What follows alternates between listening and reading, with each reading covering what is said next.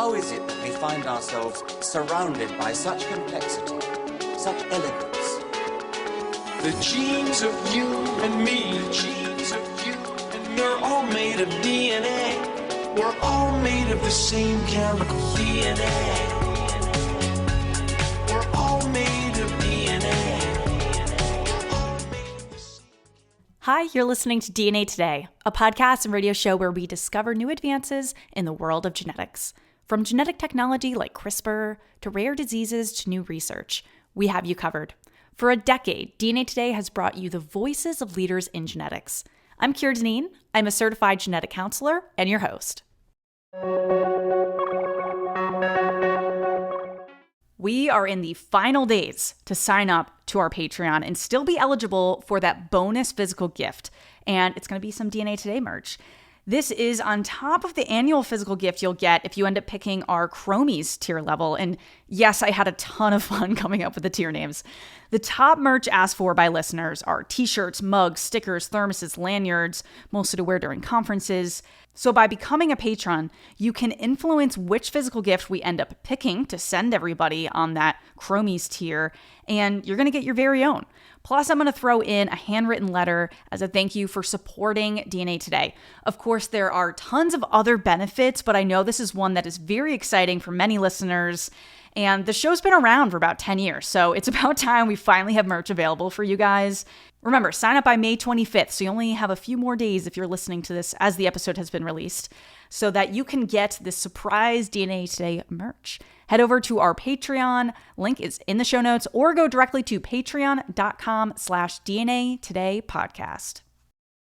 As a listener of DNA Today, you've probably heard me talk about NIPT, non-invasive prenatal testing, that looks for extra or missing chromosome conditions during pregnancy.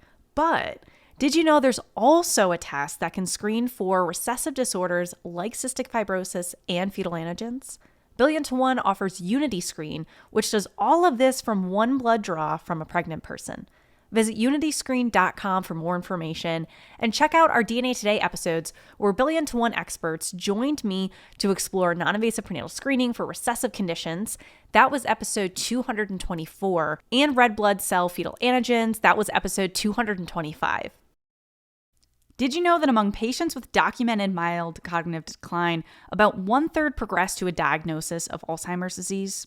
As the Alzheimer's and dementia field evolves, new diagnostics are being developed, working to provide answers in more and more accessible ways. Quest Diagnostics is leading the way in making Alzheimer's testing accessible through assessing biomarkers like ApoE isoforms and beta amyloid plaques with blood instead of spinal fluid. Learn more about Alzheimer's disease, including Quest Diagnostics' new risk assessments, in DNA Today's episode 236. You can use the link in the show notes, also available at dnatoday.com to learn more about Quest tests.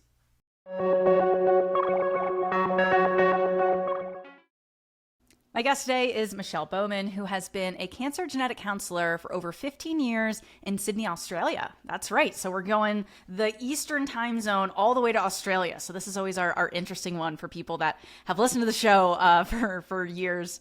Michelle is interested in diversity, equity, inclusion, and justice issues in healthcare and genetics. And she's also interested in emerging models of care and eHealth. In our conversation in this episode, we're focusing on how to utilize digital tools to reach patients who can benefit from cancer genetic counseling. So welcome, Michelle. Hello, Keira. Good to be here. Yes, so it's just your morning. It's the end of my day. So we've kind of collaborated here, and we just really appreciate you starting your day off with DNA Today here.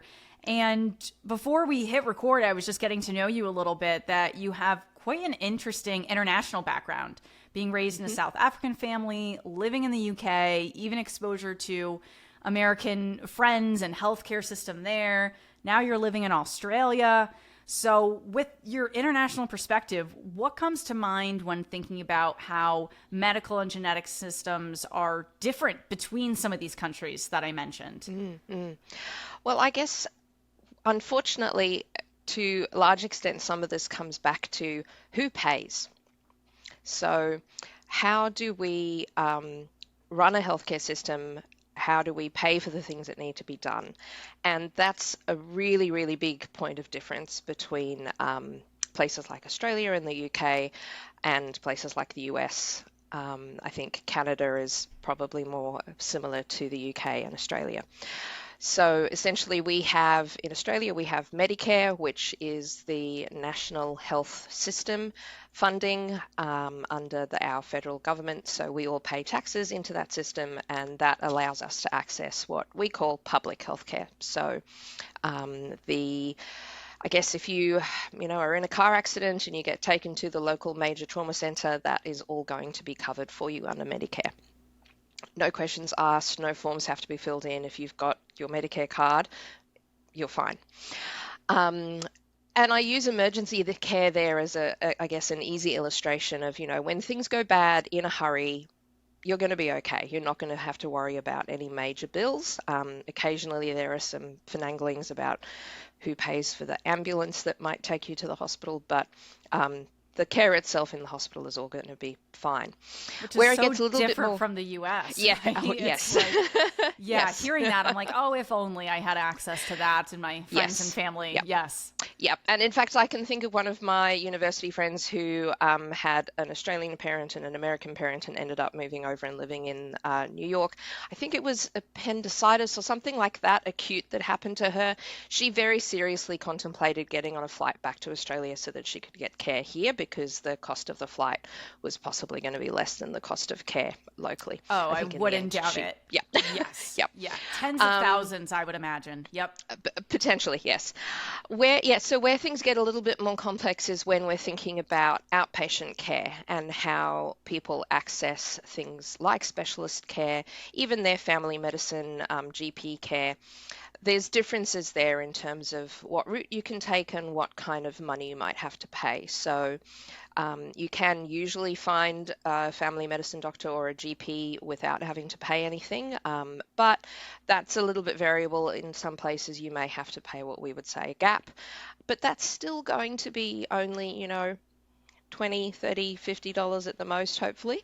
So not an exorbitant amount of money, but it can still be a barrier for some people to access just that basic sort of run-of-the-mill care. Specialist care is available both publicly and privately, but that's where you get into occasionally waiting lists. So public care, you may have a wait list. It'll depend on, I guess, what kind of care you're looking for, how well resourced that area is publicly versus not very well resourced, and therefore if you're being triaged and you get stuck on a wait list for longer, or if you get triaged more speedily through. It's very variable in the public system, both within a city, within different states of Australia. And I guess what's interesting in particular about genetics is that genetics has really grown up primarily as a public health service in Australia. So there are a growing number of private practices for genetics. So whether that's sort of doctor, like medical geneticist and genetic counselors, or just doctors, or just genetic counselors even, there's certainly some growth in that area. But if I think back to when I started, so 15 years ago, the number of places that you could go in my city, Sydney, to have private genetics done from a cancer genetics point of view, it was a very, very small number. So it's worth, I guess, just thinking when we start talking about, I guess, models of care and what is driving demand and how we respond to that background makes a big difference. So thinking about making sure that people have equitable access in their area, not trying to make them travel too far to see somebody with the specialist training. There's a number of barriers there that we have to just be conscious of, try and improve. Some of that, I guess, we'll explore today how technology may play a role. But it's also just, I guess, interesting to think about how the money comes into this as well. So whether money has to be spent on travel, on accommodation, on appointments themselves, on any tests that you are interested in getting.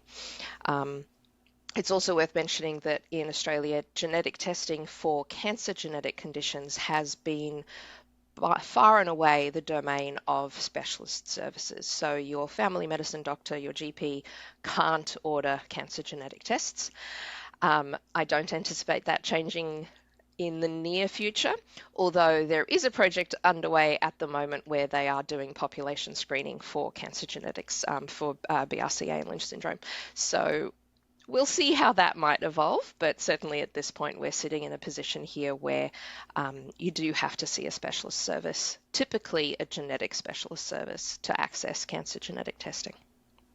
And you bring up a good point that a lot of the barriers are going to be similar between countries. It just is a little bit more tailored depending on what country you're talking about, especially in terms of like access and thinking how technology is aiding this in a lot of cases. And in some cases, maybe the opposite. It's actually causing another obstacle. So when bringing this up, what are some of the really digital tools and some of this that you think of when thinking about using this for patients in like the cancer genetic counseling space of like, you know, either just kind of generic tools or specific ones that you use and how that's really like affecting your practice? So I guess the elephant in any room in healthcare these days is COVID. We certainly saw huge changes in Australia around how genetics was done. Telehealth as an option has, of course, existed for many, many years. And I guess what we saw really take off in the last 3 years is the ability of the population to be more comfortable with telehealth, but also providers having access to better technologies and ways of using telehealth that we didn't have before. But what we quickly learned were, I guess, that there are still barriers there. So we still have people out there in the population who don't have reliable internet access, particularly when you head into some of the more rural parts of our very, very big country. You run into trouble with really unreliable internet access. I've heard stories of people having to drive in their car to sit next to like a shopping center or a library to access free Wi-Fi. So, you know, really suboptimal ways of being able to conduct consultations.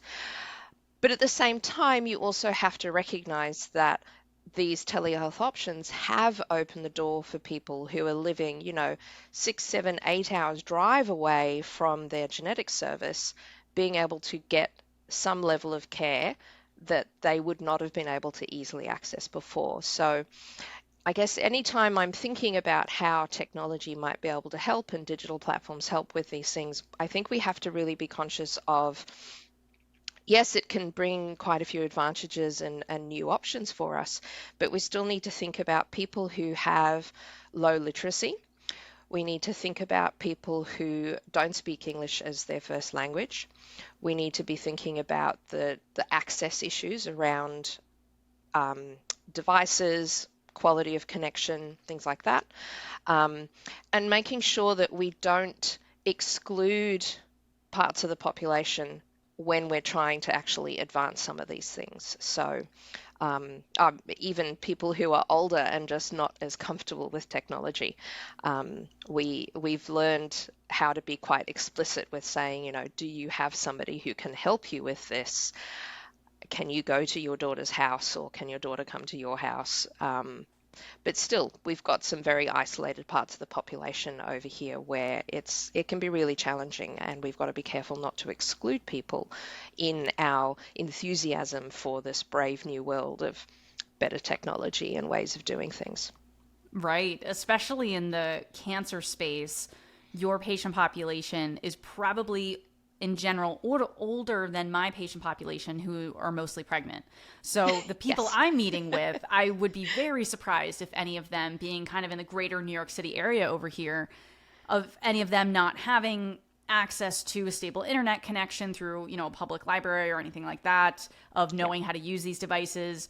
So it's even within specialties, I think that's really important, that sometimes people want their parents to do cancer genetic counseling, to do testing, because they're the best person in the family to test. And it's not necessarily the person initiating all of this cascade testing. Absolutely. Yeah, absolutely.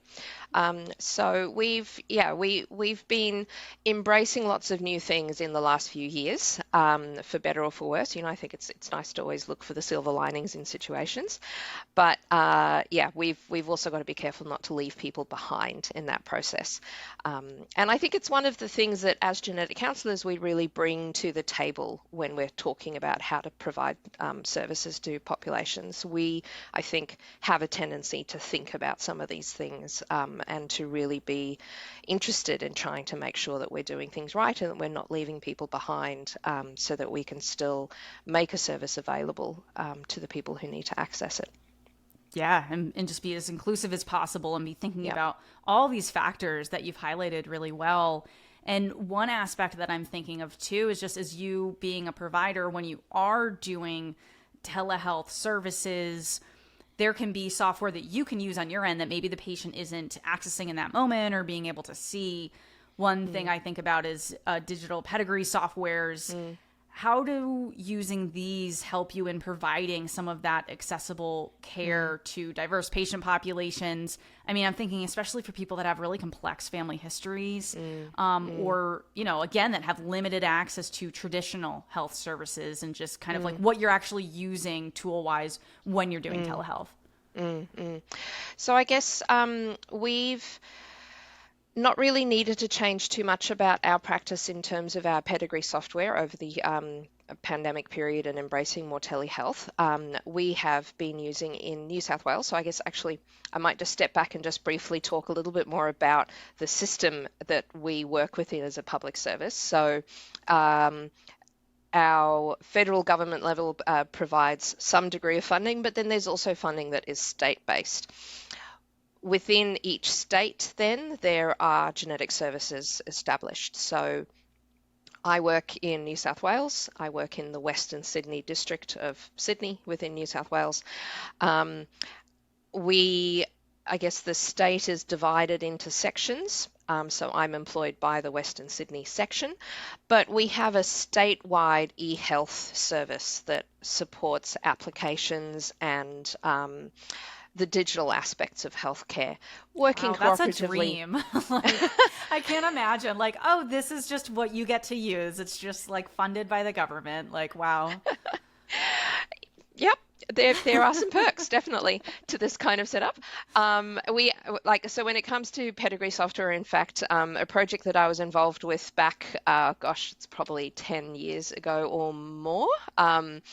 We took disparate systems, so databases that were running, like old access databases and so on, that were running for a long time in separate little pockets of the state. We actually pulled them all together under a statewide application that back then was called KinTrack, is now called TrakGene, and we have terrific support from the eHealth organisation as a statewide application. So that's a really helpful tool that we have just across the board. One of, I guess, the things that that tool helps us with is representing both the pedigree shape and structure, so we can have that on the screen or print it off on paper copy, whatever it is that we want to do. But we also can link directly from the pedigree to patient information. And as I said, that's a statewide tool. So it has enabled us to connect better with pulling together, I guess, different threads of family histories into one place. We all operate under, of course, very strict confidentiality and privacy guidelines to make sure that we're not divulging any information that we shouldn't, and that we're accessing information that we have permission to access. But it has certainly allowed us to connect and assist in patient care through access to that system. I guess in terms of how that helps us, one of the things I guess I found that I do over this period of using more telehealth is I can, in some situations, as long as the information that I'm dealing with is all okay for me to share, I can actually share my screen and we can draw a pedigree together with the patient being able to see what I'm doing, see the shape of things. And, and it's cool. I love how quickly patients can actually click to how the structure works and actually go, oh, hang on, no, that's not my aunt, that's actually my mum's half sister or something like that, when they Yeah, actually isn't can it see that amazing how visually. how Yeah, fast patients will click on to how you're yeah, doing it? Like I'm yeah, still amazed all the time that people are like, "Oh wait, yeah, as you said, like, oh no, that's my dad's brother, not my mom's brother." And you're like, "Oh, okay, let me do the other yeah, side." Like, yeah, yeah, that's yeah, really cool that yeah. you can share your screen and have them so much Yes. more engaged in the session in that way. Yeah, that's been pretty cool that for years we've often had paper copies of pedigrees in front of us in clinic, either hand drawn or printed out of a system. But to be able to actually use the platforms for video conferencing to share your screen and be able to do live editing of information has meant that we've not necessarily had to lose that ability of drawing a pedigree with the patient live, which is pretty cool.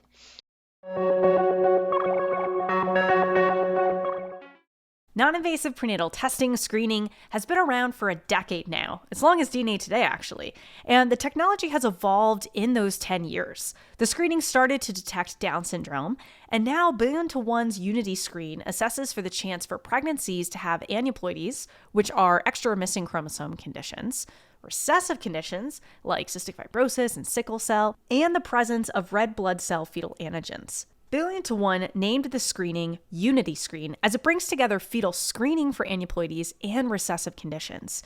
It also represents uniting pregnant patients in more equitable care. Unity does not require a blood sample from the other biological parent or sperm donor to assess fetal risk, enabling more pregnancies at risk to be affected with recessive conditions to be identified earlier in pregnancy as compared to traditional carrier screening.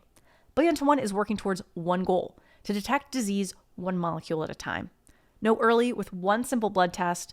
Visit unityscreen.com for more information. And be sure to check out our DNA Today episodes, where Billion to One experts join me to explore non-invasive prenatal screening for recessive conditions. That's episode 224. And red blood cell fetal antigens. That's episode 225. When I hear about testing for Alzheimer's disease, I think of the APOE gene testing. The testing of the APOE gene identifies which variants a person has. This then provides the lifetime risk of developing Alzheimer's disease. But you don't have to sequence a patient's genome to get this information. You can also test for the APOE isoform, the proteome product of the allele. As the Alzheimer's and dementia field evolves, new diagnostics are being developed, working to provide answers in more and more accessible ways. Quest Diagnostics is leading the way in making Alzheimer's testing accessible through assessing biomarkers like APOE isoforms and beta amyloid plaques 42/40 ratio with blood instead of invasive methods like spinal fluid. Answers from risk assessments and diagnostics can help clinicians and those dealing with cognitive decline in themselves or loved ones choose a path forward. And with new therapies coming out, there is more and more hope in this space.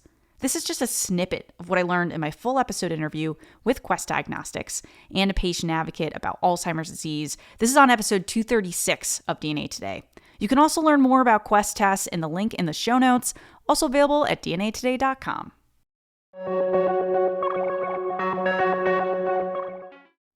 Obviously, through COVID, this has been very helpful as telehealth has just rapidly increased of how many people are using it. It's been around for a long time, as you said at the top of the show, but that we're really being able to utilize it more. And then it's kind of stuck with us. Like, oh, this is actually a really good option for a lot of people for all the reasons you've mentioned. What role do you see emerging models of care and eHealth playing in the future of specifically cancer genetic counseling, since this is your specialty? I mean, how do you see this field evolving over the next few years as we're kind of in the more endemic phase of COVID and just kind of looking to the future of how this works in cancer genetics? I think what we have to talk about there is the changes that are already happening in the cancer genetics space. So the huge increase in demand for germline genetics as part of driving treatment choices and options for people. So we've seen big changes in Australia and overseas around when genetic testing plays a role in planning treatment, managing options for patients. And so there has had to be an exploration of how to provide care, how to make genetic testing accessible to all of these people who need it now, who didn't traditionally get put on that path for a variety of reasons. So we, I guess there's broadly speaking, two ways that I've seen this happening. Instead of the traditional model of care, which I think in many places around the world has been similar, where an individual with a cancer diagnosis or reporting a very strong family history of cancer would get referred to that specialist genetic service. They might be on a wait list for some time. They may or may not be offered genetic testing depending on local criteria, depending on insurance. If you're in a country where insurance matters, there'd be all of these steps that you have to hop through to get to the point of accessing a genetic counseling service and plus or minus genetic testing. Now I think we've got two things that are emerging. One is mainstreaming, so equipping the treating teams out there to organise genetic testing for their patients themselves. So the surgeons, the medical oncologists, the incredible nurses that are all part of those treating teams, how can we support them, equip them, get them doing that first step of getting a genetic test organised, and then we as the genetic service see the people that really, really need the more in-depth work around, even if it is more complex pre-test counseling, but certainly the post-test counseling of, okay, we found something now, we're going to work with you, we're going to support you through that process of sharing that information with other people in the family, with helping you understand the care that you need as well, beyond whatever it is that you're going through at the moment. So that's one thing, and that's already something that's up and running in many places. We've had that running in our centre here at Westmead for, we started that in 2017 for ovarian cancer. So all of our patients with high-grade epithelial ovarian cancer are offered genetic testing as part of their treatment pathway. And I guess there are advantages and disadvantages to that. One of the issues that we've encountered, because this part of Western Sydney is an incredibly diverse, sort of culturally, ethnically population. I think our stats are something like 50% of our local population were born overseas, and there's an incredibly high number of people who don't have English as their first language. Now, many of them will speak English, but of course, many of them won't either. So accessing an interpreter as part of care is a huge, huge issue. And we find that that's one of the reasons why our patients with ovarian cancer may be referred to us, because the treating team has recognized appropriately that they're not equipped to have that longer conversation with an interpreter to arrange genetic testing. But we've had to really work closely with them to help them figure out, okay, these are patients that really need to go that more traditional model of care, and we've been able to resource our team appropriately to try and make sure that they still get through in a timely manner, that they're not disadvantaged just because they need an interpreter. We've also, of course, had to address the issues around what do you do with variants of uncertain significance, making sure that we support the team in how they communicate that to patients, and then we try to get all of them referred to us so that we can have a longer conversation with them about that as well. And we have worked in the last couple of years on expanding genetic testing for ovarian cancer, instead of being just BRCA1 and 2, which was, I guess, the focus and remains the focus from a PARP inhibitor point of view. We're now looking at, of course, going, look, we need to be conscious of these other genes that can cause an increased risk of ovarian cancer, and not miss an opportunity to help other people in the family, even if it isn't going to change anything about treatment right now. So that's mainstreaming. The other model, I guess, that we're looking at is what I've seen publications from the US on this, for instance, around embedding genetic counselors. So getting genetic counselors out there into oncology services to actually facilitate some of that genetic testing themselves. But I guess to maybe use a more abbreviated model of pretest counseling, and potentially getting to the point where they're not always having to be there themselves, but the team knows who they are, the team can refer. I think there's a lot of this dependent on your local people, what their interest is in how they see themselves able to participate in organizing genetic testing. It also depends probably on what the pickup rate is. So if you expect 50% of your patients to have an underlying pathogenic variant, you may feel less comfortable with that volume of people that you're going to be giving positive results to, more pressure to get pretest counseling sort of done in a way that really helps the patient understand that there's actually a really reasonable probability there's going to be something, versus a patient population where maybe a 10% pickup, and that's more manageable. So we've talked a lot, I think, out there in the literature and locally, we've talked a lot about the role of having a real champion to drive genetics as something that's happening out there in mainstream care settings. And I think that across different services here in Sydney, I'm aware of slightly different models being used to reflect that local need, the local demand, the local appetite to actually pick this up and run with it. But it's good, I think, for people to have conversations about what's working for them, what's not working for them, so that we can kind of collaborate over, let's try and make sure that everyone who could be offered a genetic test gets that opportunity to think about it and access that if they want to do it. And I think here's a bit of a tangent for you, but I'm always very, very cautious about how we measure success of anything to do with genetics, because people have the right to say no to genetic testing. Should we be measuring testing uptake, or should we be measuring the offer of a genetic test? I would side with the offer. Yeah. Like if someone declines genetic testing to me, I'm like, wow, so I did a good job in explaining it, that they said, oh, that doesn't sound like that's a good match for me. So I almost see the opposite. They weren't just like, yeah, let's do it. Yeah. That's a great way to phrase it, of like, has it been offered with that pretest counseling? Yeah.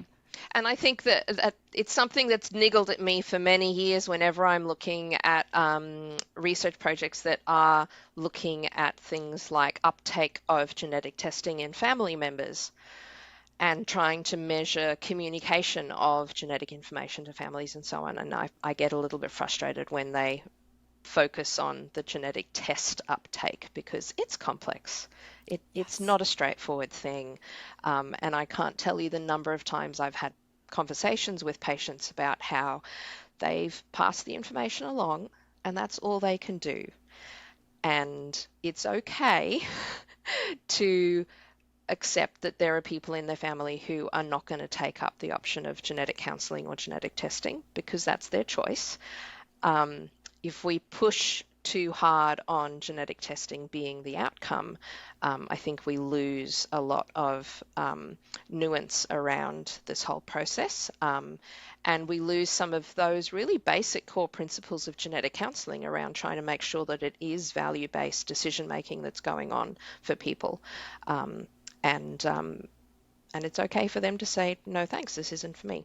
Hopefully they make that decision based on accurate information, but there's only ever so much that finances and other aspects, and it's really if they would like the information or not. That's in our ideal world, and depending on the healthcare system and the insurances and everything, it sounds like you have a little bit of a easier time with patients not having that as an obstacle as much in terms of the finances. Hopefully, But yeah. yeah, We still get, there's still issues in Australia around implications on life insurance products, things like that. So that's still something we have to address for people. Okay, we But have we've that in got common. some, Like Gina yeah, of 2008 doesn't cover life insurance not being yeah. impacted by genetic testing. Yep. Yeah. So we've got a moratorium over here from our Financial Services Council, which means that potential for discrimination from a genetic test standpoint is not quite the same picture as it used to be going back 10 years, but it's still not a perfect system.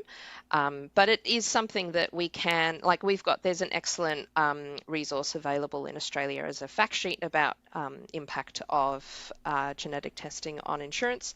And it's easy for me to say to, my patient, okay, your cousin is saying that they're really worried about insurance. Can I give you this fact sheet to pass on to them? Because then they can have a read themselves and decide if that's actually going to be a barrier for them, or if they realize that actually no, there's ways of managing this.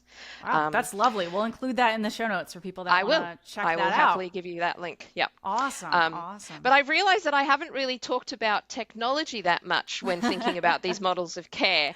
Yeah, what are your final thoughts when it comes to just, sharing about because I totally get lost in anything, especially if like that's the topic that we haven't covered a lot on the show of just, diving into if testing is, really sign of a successful session. But any other closing thoughts with technology and just how you see where things are going and even just on the patient side too of how that can help their experience. Like I know even finding a genetic counselor, I point people to findageneticcounselor.com, which works in the United States.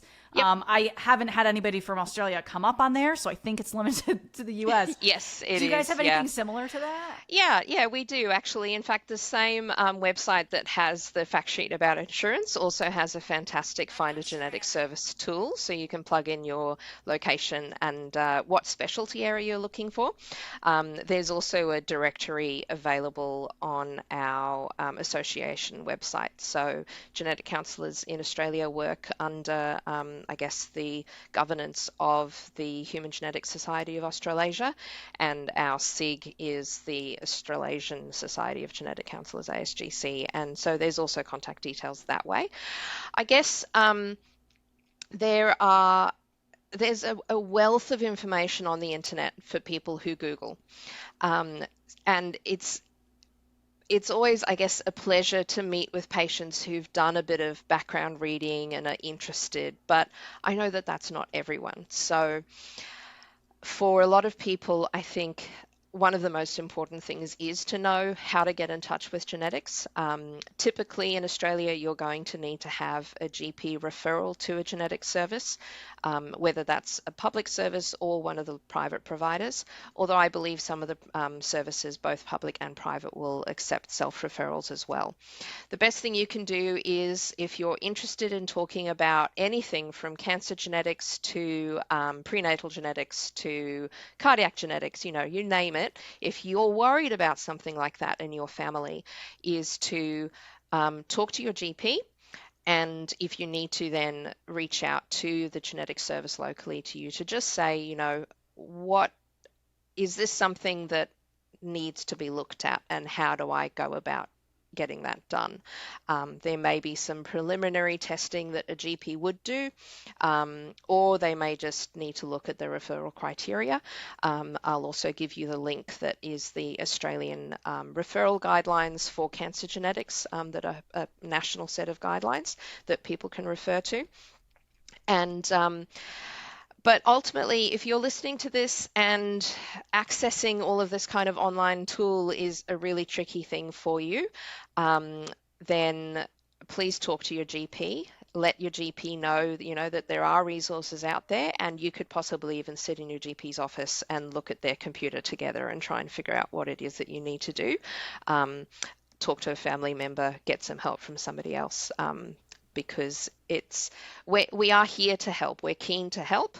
And while we may be limited sometimes by the resourcing of the system that we work within, we will do our best to connect you with people who can help, or to hopefully, even be able to reassure you that that family history that has really played on the back of your mind actually doesn't look like a family history that's due to any kind of underlying inherited reason, and that that's good news for you.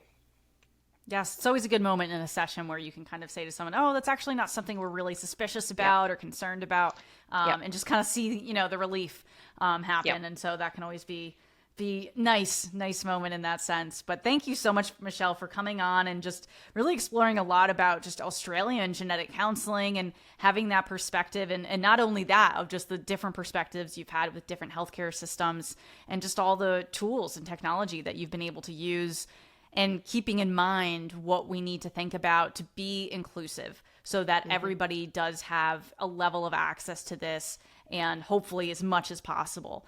So I think all good things for us to think about as we are expanding telehealth and all of our digital tools, because there's no going back. We're just going forward. So we've really got to keep all of this in mind. Yep. So just want to thank you so much for coming on the show. It's really been a pleasure. My pleasure.